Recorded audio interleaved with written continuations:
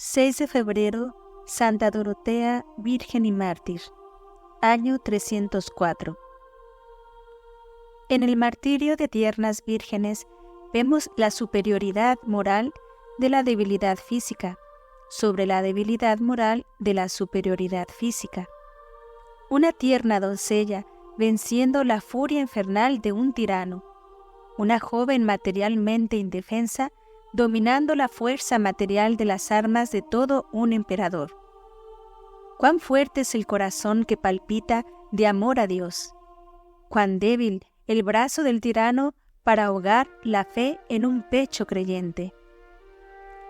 Ejemplo manifiesto tenemos en esta santa y en 1000 otras, como Inés, Cecilia, Águeda, Cristina, Lucía, Anastasia, Eulalia, etc., en cuyo corazón obró prodigios la fe. Todas ellas constituyen la honra del sexo débil y una prueba de la eficacia de la gracia, que tan brillantes ejemplos logran seres débiles en el cuerpo, pero invencibles en su espíritu, a cuyo servicio ponen toda la fuerza indomable de su voluntad, no quebrantada ni torcida por los tormentos del fuego, de la garrucha, del eculio, de los garfios, ni por la muerte misma.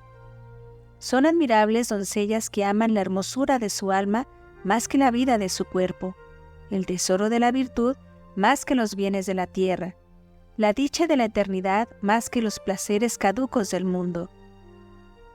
Son heroínas de la fe que deben ceñir sus sienes con la diadema gloriosa del triunfo más sorprendente y de la conquista más insigne. Qué grande y sublime es el sacrificio que por la más noble de las causas ofrecieron. Sus almas escaparon de sus cuerpos oreados por brisas divinas, perfumadas con las rosas de sus propias virtudes, arrulladas por los cánticos angélicos y revestidas con la clámide dorada del Rey de la Gloria. Triunfaron porque abrazaron la cruz, insignia gloriosa de nuestra redención. La cruz fue su vida, y por la cruz participaron de la dicha sin fin del cielo. La cruz es el camino real de la eterna bienaventuranza. Y porque Dorotea, la Virgen honesta y fuerte, se abrazó también a la cruz del dolor y del martirio, mereció que Dios la coronara con diadema inmortal y la elevara al honor de los altares. Cuenta el evangelista San Juan que, en cierta ocasión, los príncipes de los sacerdotes enviaron a unos judíos para prender a Cristo. Pero al llegar donde estaba Jesús, le hallaron predicando. Se detuvieron a escucharle y les gustó tanto la doctrina que enseñaba y el modo amoroso de exponerla que, en vez de prenderle, se aficionaron a él y le siguieron por doquiera, predicando por todas partes alabanzas y loores en su honor y diciendo: «Jamás hombre alguno habló así como este hombre». Algo así aconteció al demonio. Este se había apoderado de un tirano, gran perseguidor de los cristianos, llamado Apricio o Sapricio, que deseaba ser presa en el alma de Dorotea, doncella cristiana que gozaba de fama de santidad. Para lograr su intento, envió a Apricio a 2 perversas mujeres, que de cristianas se habían vuelto idólatras, para que indujesen a Dorotea a renegar de su fe. Pero el efecto fue totalmente opuesto, pues en lugar de convencer ellas a Dorotea, ésta les dio razones tan sólidas y convincentes que las convirtió a la fe de Jesucristo, hasta el extremo de que por conservar esta fe dieron su sangre entre dolores de martirio. Primeros años de Dorotea. Este lirio de pureza vino al mundo a fines del siglo III, en la ciudad de Cesarea, en Capadocia, cuando el cielo del Imperio Romano aparecía nublado por las densas tinieblas del error pagano. Desde 293, Maximiano Galerio, adoptado por Diocleciano, regía los destinos del imperio en el oriente, y por doquiera corrían arroyos de sangre cristiana, vertida por los tiranos perseguidores de Cristo y de su Iglesia. Dorotea se hallaba adornada de todas las prendas que una mujer puede desear. Era sabia sin pretensiones y hermosa sin dejar de ser honesta. sumamente atrayente por su compostura, modestia, honestidad, recogimiento y gravedad. Su espíritu de oración era continuo, lo mismo que su mortificación, de modo que por el conjunto de sus dotes naturales y personales era conocida y admirada de toda la población, pues no solo era tenida por una maravilla de prudencia, de modestia y piedad, sino también como ejemplar dechado de todas las doncellas cristianas. Prendados muchos de su nobleza, distinción y hermosura, pretendiéronla por esposa, mas ella optaba abiertamente por el camino de la virginidad, de tal manera que los cristianos la llamaban la esposa de Jesucristo. En presencia del tirano. Apricio, el presidente que en nombre del emperador Galerio gobernaba entonces la provincia de Capadocia, habiéndose enterado de que Dorotea era tan buena cristiana y gozaba de tanta reputación, dio orden de prenderla y que fuese llevada a su tribunal. La joven doncella se presentó con los ojos bajos, pero el espíritu puesto en Dios, a quien con tanto amor guardaba en su corazón. El presidente interrogó a la santa preguntándole en primer lugar cuál era su nombre. Inmediatamente le anunció que el objeto de su detención no era otro que el de obligarla a sacrificar a los dioses en cumplimiento de las órdenes del emperador. A estas palabras replicó Dorotea con entereza: «El emperador del cielo me ha mandado que a él solo debo adorar, y no a dioses que no hicieron el cielo ni la tierra. Ahora, juzga tú, oh Apricio, ¿a quién es más justo que obedezca, si al emperador del cielo o al de la tierra?» El presidente añadió: «Deja estas razones y si quieres volver a tu casa sana, salva y con honra, sacrifica a los dioses. De lo contrario, tu osadía te costará cara, y te pondré como ejemplo para que los demás escarmienten en tu cabeza». «El ejemplo que yo daré», respondió Dorotea, «será enseñar a todos que no teman a los hombres, sino a Dios, porque todos los tormentos que vosotros, presidentes y jueces, podéis dar duran muy poco, pues pronto se acaban, mas los del infierno son eternos y no tendrán fin». Estas palabras sacaron de quicio al prefecto, el cual mandó que la atormentaran en la garrucha y la tuvieran colgada en alto. Viéndose allí suspendida y objeto de las miradas del público, dijo al tirano: «¿Qué? ¿Estás burlándote de mí? ¿Por qué te detienes? Haz presto lo que has de hacer, pues deseo ser atormentada de ti para poder ir a ver a aquel cuyo amor sostiene mis fuerzas». «¿Y a quién deseas ver?», le preguntó el tirano. «A Cristo, Hijo de Dios vivo», respondió la santa. «¿Dónde está este Cristo?», interrogó él.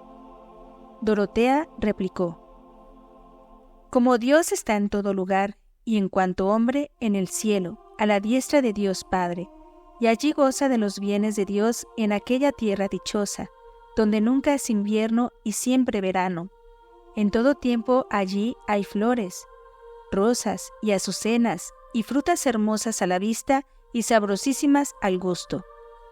Hay fuentes, ríos y otras muchas recreaciones que las almas de los justos gozan en compañía de Dios. De todo esto serías participante, Apricio, si te hicieses cristiano y vivieses como cristiano». «Mejor sería», dijo Apricio, «que dejases esas vanidades, sacrificases a los dioses y tomases marido para tener buena vida».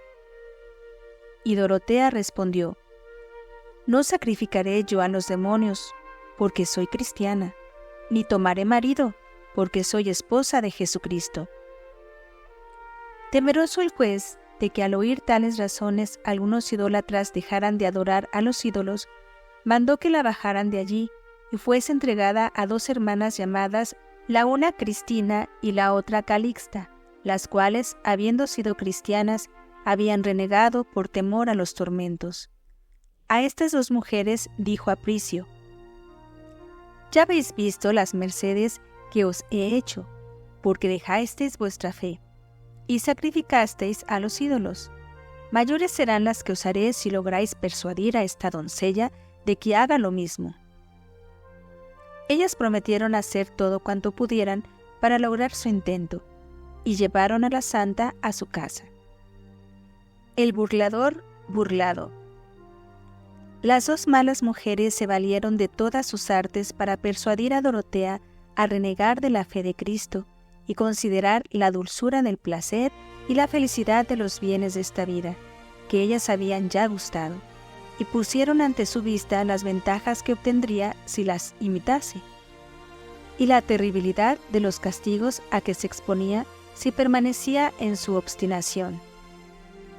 Mas eran tantas y tan sólidas las razones con que combatía Dorotea sus pérfidos razonamientos, que al fin consiguió convencerlas de que se hallaban en error. Reconocieron su culpa, abominaron de su cobardía, se volvieron a Dios y le pidieron perdón de su horrendo pecado, y se armaron con el escudo de la fe, aparejándose a dar su vida por él si conviniera. Porque Dios, les dijo, es misericordiosísimo, y no hay llaga tan incurable que él no pueda sanar, y se llama Salvador porque salva, y Redentor porque redime, y tiene por mayor pecado desesperar de su misericordia que negarle en los tormentos. El presidente, deseoso de saber el resultado de la gestión de Cristina y Calixta acerca de la piadosa doncella, llamó a su presencia a las tres, y llevando aparte a las dos primeras, se informó del resultado. Y, oh juicios de Dios, supo entonces que no solo no habían conseguido arrastrar a Dorotea en pos de sí, sino que ella las había ganado para Cristo y que estaban dispuestas a morir por él, sufriendo todos los tormentos que quisiera darles. El presidente entonces, lleno de cólera al verse así burlado y vencido por unas débiles mujeres, dio orden de que atasen a Cristina y Calixta por las espaldas y las arrojasen al fuego si no sacrificaban. Mas ellas, sacando fuerzas de su debilidad, clamaron al Señor diciendo: Señor Jesucristo, aceptad esta nuestra penitencia y perdonadnos. Al mismo tiempo las echaron al fuego en presencia de Dorotea, la cual se mostraba satisfecha de haber ganado para Dios aquellas dos almas que iban por el camino de la perdición. Durante el tormento no cesaba Dorotea de animarlas para que no desfallecieran, diciéndoles: Id, hermanas, id delante de mí al cielo, y tened por cierto que Dios os ha perdonado, y que con este martirio habéis cobrado lo que antes habíais perdido, y que el Padre Eterno os saldrá al encuentro para recibiros en su gloria, abiertos los brazos de su infinita misericordia. Martirio de Dorotea. Al ver la alegría de esta doncella, el presidente mandó desnudarla y subirla por segunda vez a la garrucha, y una vez allí, estirarle los pies.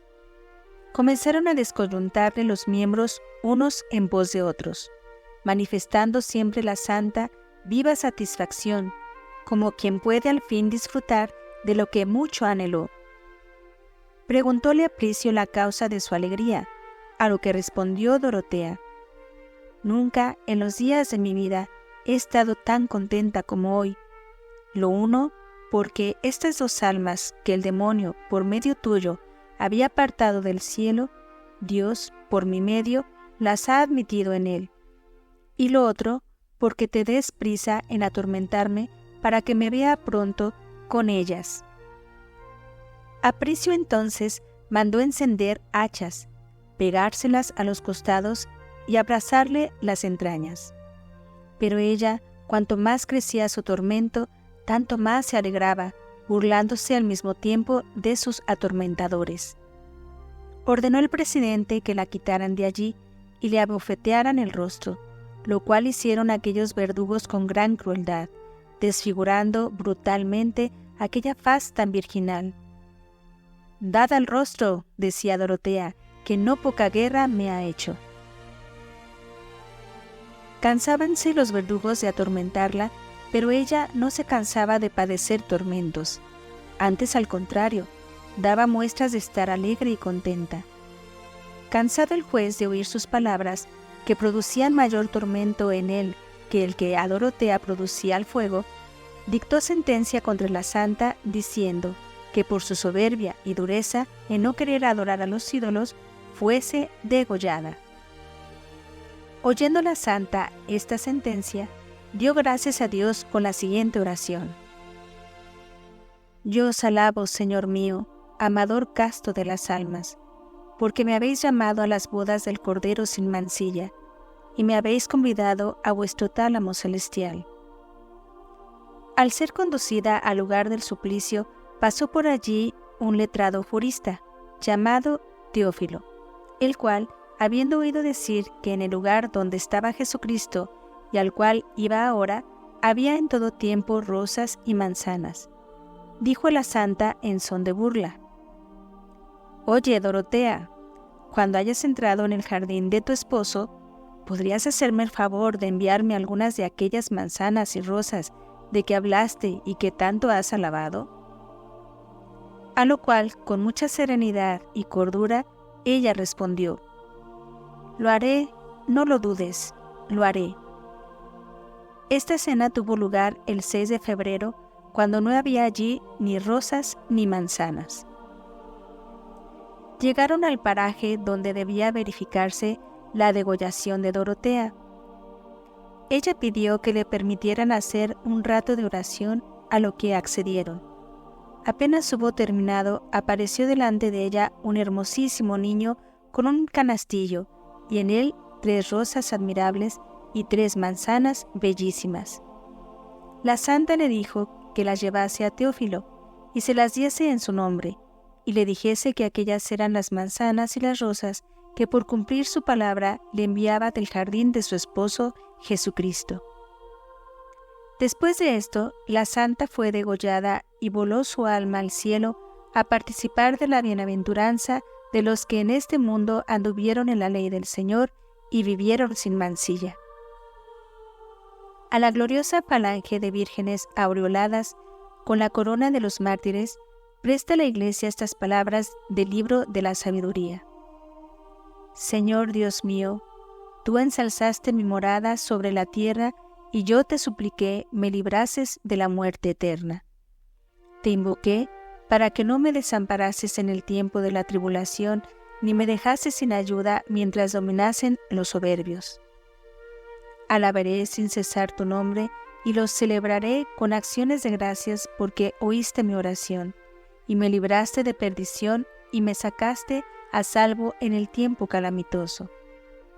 Por tanto, te glorificaré, y eternamente cantaré tus misericordias y alabanzas. Conversión y martirio de Teófilo.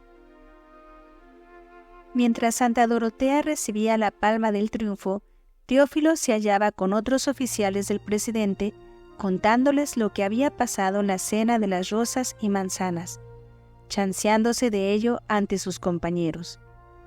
De repente, se presentó delante de Teófilo aquel niño que traía el encargo de Dorotea. Le hizo señas de que deseaba hablarle aparte. Quedó Teófilo prendado de la hermosura del niño y sobre todo del portento que se estaba realizando, entregándole el niño de parte de Dorotea aquellas manzanas y rosas del jardín de su esposo Jesucristo. Recibió Teófilo el presente y desapareció el niño, dando a entender que era un ángel del cielo, por lo cual, atónito y confuso, el jurista comenzó a dar voces diciendo: «Verdaderamente Jesucristo es Dios, y no hay otro Dios sino Él».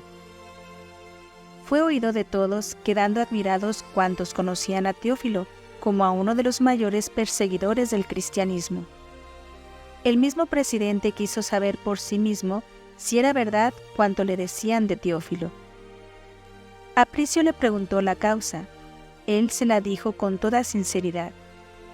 Amenazóle de muerte si volvió a hablar de esta manera y no sacrificaba a los dioses. Teófilo afirmó que era cristiano desde aquel momento y que no adoraría a dioses hechos de madera o piedra, en quienes las arañas hacían exteriormente sus telas y los ratones se aposentaban dentro de ellos, que eran mudos y sin provecho alguno para sus adoradores. Eran tales las razones que arguía contra los ídolos que muchos de los gentiles que le escuchaban estaban a punto de blasfemar de ellos y hacerse cristianos. Apricio, al ver la constancia de Teófilo, mandó que le atormentaran. Le pusieron en el eculio, de modo que estando en él levantado del suelo, tenía extendido los brazos a modo de cruz. Durante este suplicio, dijo Teófilo: «Ahora sí que soy cristiano, pues estoy colgado como en una cruz». Mandó el juez que la arañasen los costados con garfios de hierro, y como le despedazasen cruelmente y saliesen de su cuerpo arroyos de sangre, díjole con tono lastimero: «Desventurado de ti, ten duelo de tu cuerpo». A lo cual él respondió: «Miserable Apricio, ten duelo de tu alma, que yo no quiero ahora perdonar a mi cuerpo para que Dios perdone a mi alma eternamente». Nuevamente le atormentaron con hachas encendidas. Parecía que ya no quedaba en él sangre, dada la gran cantidad de ella que había derramado. Y no obstante, estaba el mártir tan alegre y contento como si gozara de los mayores favores del mundo. El presidente, ya fuera de sí, mandó cortarle la cabeza. Al conocer Teófilo la sentencia, se alegró sobremanera y dio rendidas gracias a Dios porque, habiéndole llamado a trabajar en su viña a la 11ª hora, esperaba el premio de los que habían trabajado desde la primera. Y así murió, y goza de Dios eternamente en compañía de Santa Dorotea. Culto y reliquias de Santa Dorotea. El martirio de esta santa ocurrió el 6 de febrero del año 304, imperando Diocleciano. Algunos creen que fue en 275 en la persecución de Aureliano. En la misa de esta heroína que supo, como tantísimas otras castas doncellas, ganar la doble corona de virgen y mártir, la Iglesia pone en boca de la santa estas hermosas palabras: «Me esperaron los pecadores para perderme, mas yo, Señor, comprendí tus mandatos, vi hasta dónde llega toda la perfección creada, y entendí que tus mandamientos son mucho más excelentes y de todo punto perfectos, que por eso tu sierva los estimó sobremanera». Los artistas iconógrafos, al representar a la santa, hacen siempre alusión al milagro de las manzanas y las rosas. Unas veces la presentan acompañada de un niño que lleva el canastillo de rosas y manzanas y ella un ramo en la mano izquierda. En alguna representación figura ante la Santísima Virgen con el niño Jesús en los brazos. Sostiene con una mano un ramo de margaritas y en la otra lleva un canastillo de flores y fruta. En algún lienzo se la ve en compañía de San Juan Evangelista y Santa Margarita, y siempre caracterizada con las consabidas rosas y manzanas. Las reliquias de esta santa son muy solicitadas de los pueblos por la singular devoción que le profesan. Roma se gloría de tener la mayor parte de su cuerpo la iglesia de su nombre, donde todos los años, en el día de su fiesta, se bendicen unas manzanas en memoria del milagro referido. También en Bolonia, en Arles, en Lisboa y en la Cartuja de Cir hay reliquias de Santa Dorotea.